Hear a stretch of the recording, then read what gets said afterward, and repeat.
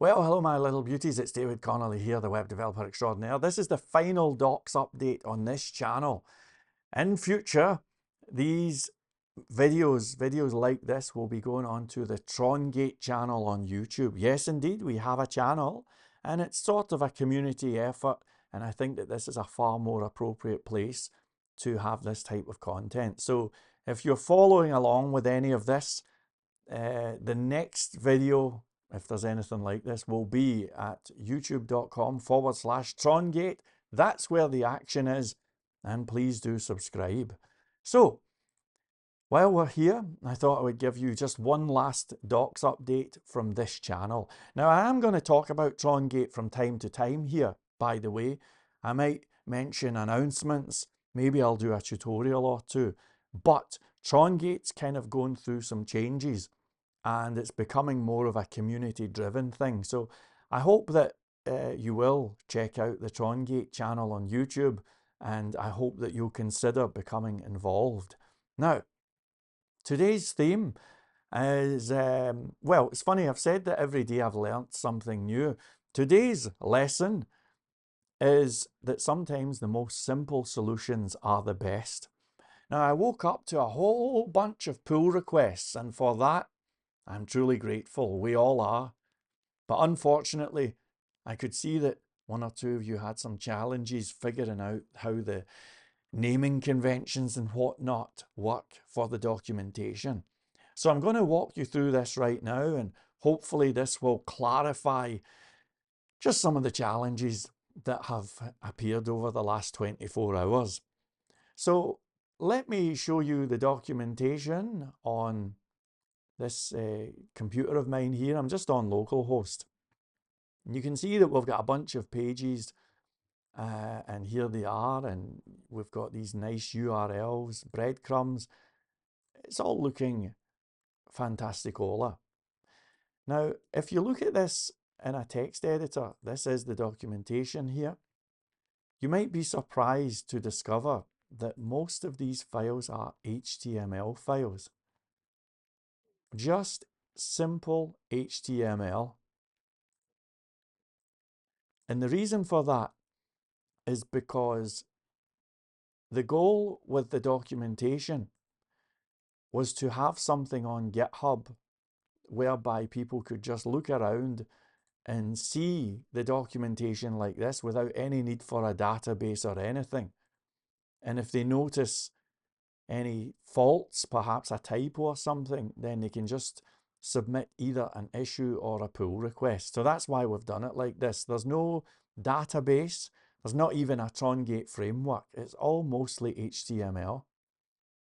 So that's the first unusual thing. The next is that because we've not got a database, we had to come up with an alternative way of prioritizing directories and files. And if you look really closely, you can see that all of the directories here that are to do with our documentation, they have 4 numbers at the start. For example, understanding routing has got 0040 and then understanding_routing. This is how these things get organized, and this is what puts these chapters in order here and here. It's just this numbering system. You can also see that the same thing is happening with the files here. We've got these 4 numbers at the start of the file name. It's lowercase, and they're all HTML files. I added one here to demonstrate this, so this is just me mucking about. 0060, the last page, I called it. And sure enough, if I take you here, where on earth are we? You can see that that works just fine.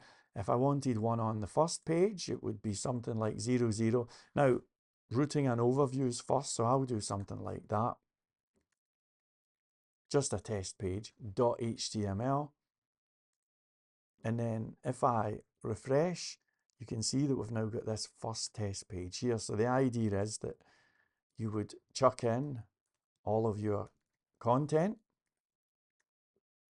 do whatever you need to do, and then this basically gets treated like a view file that gets injected into our docs_template page. That's how it works, okay? Now, there's a little challenge here that I think reared its head yesterday. And the challenge is, what if you've got a page whereby the title is something strange with maybe a question mark or an apostrophe? So let's just walk through an example and I'll show you how we would deal with this. We'll assume that the page is going to have a title called "What's the point of URL routing?" Right? That's the page title that we would like to have, okay? And let's imagine that we want to have this in the middle of the chapter. So what you would do is you'd create a new file. Now I'm looking at these numbers here. It looks like 0030 is available. And I'm going to just say, what's the point of URL routing.html? Now I'll just save that. Notice there are no strange characters. There's no apostrophes, there's no ampersands, there's no HTML, there's definitely no question marks. It's just a very simple name with a number and where the words are separated by underscores. So, having created the file, I can now do an H1 and I can say, what's the point of URL routing? Okay, so now I do have those strange characters. And of course, we can add in our content. And now, if you look on the left-hand side, I've just refreshed here, but you can see that we've now got a link and everything is fantastic. And here's the URL that we get, by the way. I'll just put it on the screen for you. So it's giving us this fabulous URL here. And I do hope that you can handle that. Okay?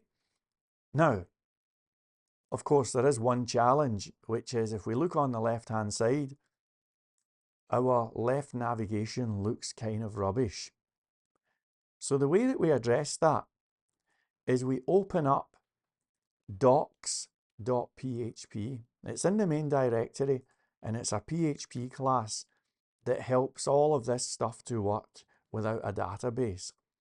Now inside docs.php there is a method called build nice label. Build nice label. And what it does is it accepts a string and it returns a nice page label from the string. And if you look inside here, and I'm sure the code may have changed by the time you see this, but you'll see an array of key value pairs with all of these strings that can be replaced. So I'm going to go in here and I'm going to search for what's, like that, and I'm going to replace with, can you see my syntax here? And I'm going to replace that with what's with an apostrophe. Now, of course, the apostrophe could cause a challenge, so I'm going to add a little backslash. There you go. So let's just save that and refresh and keep an eye here. Do you see how the left navigation now looks a little bit better? Of course, this leaves the issue with the question mark.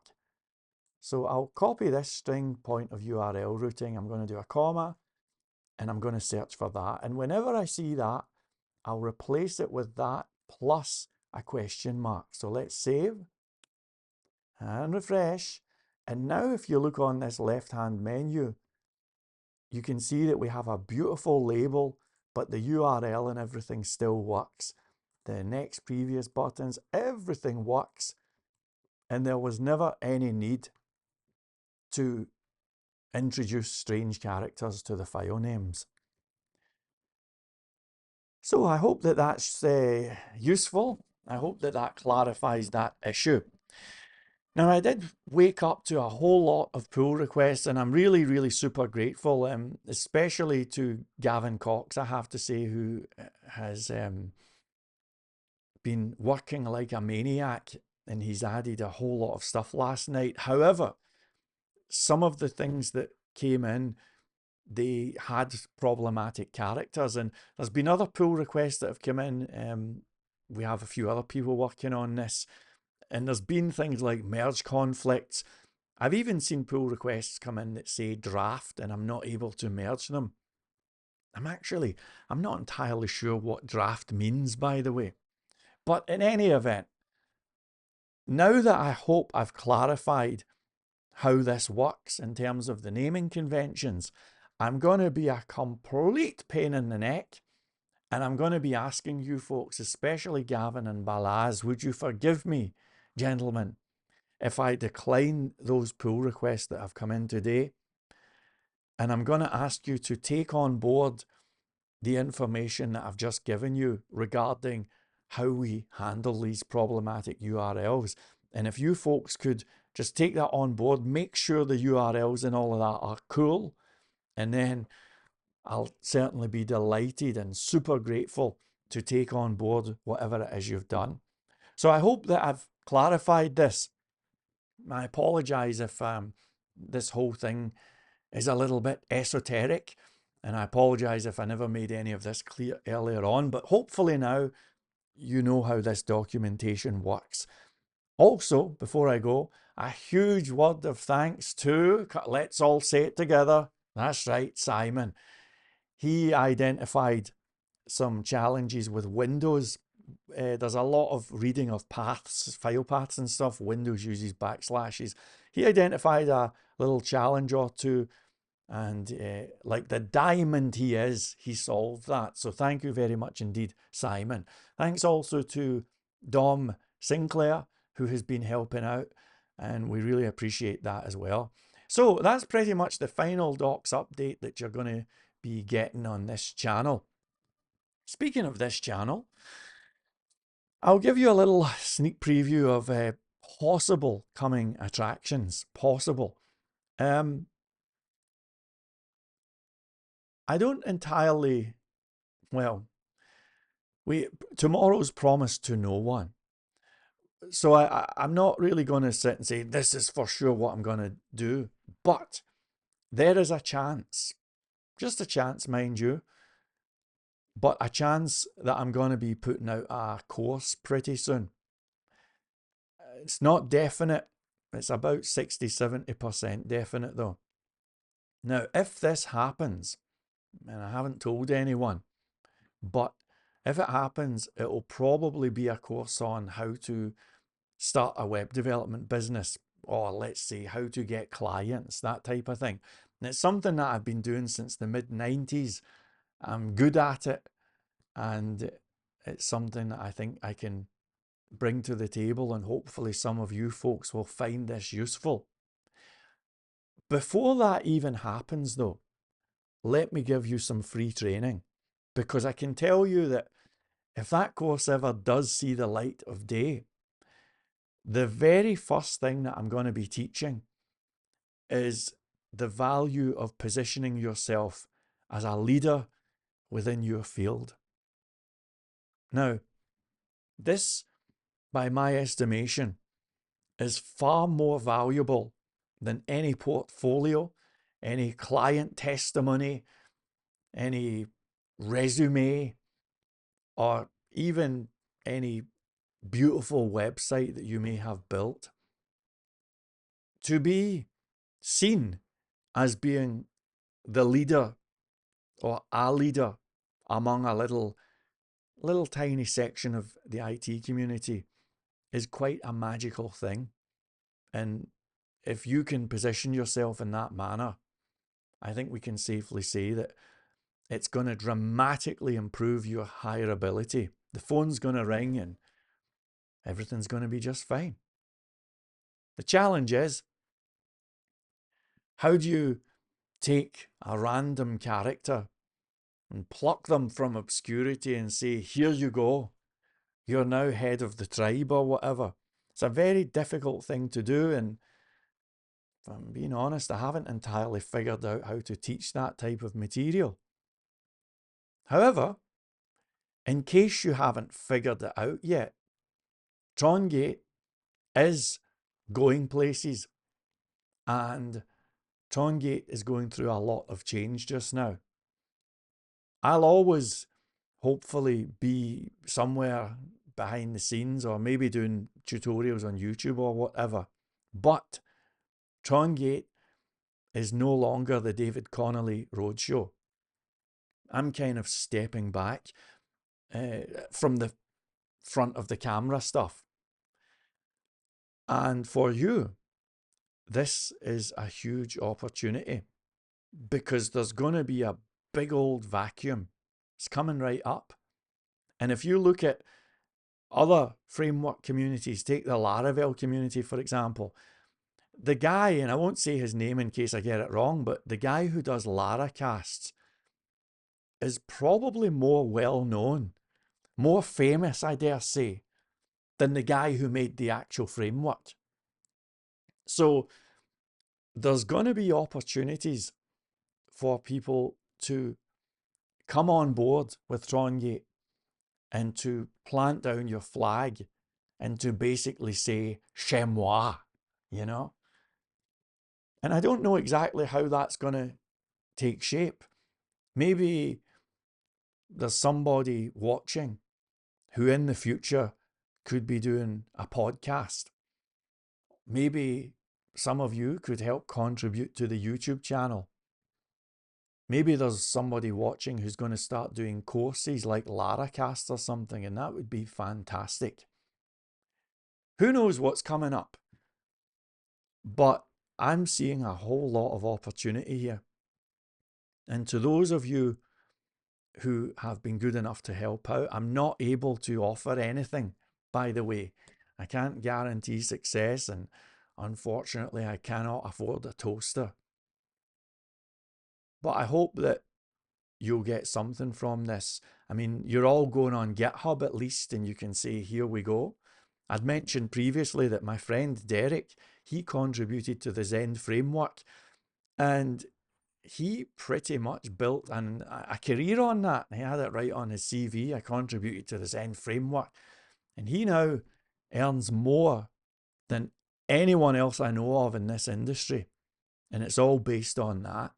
So I really hope that you folks can see the value in participating.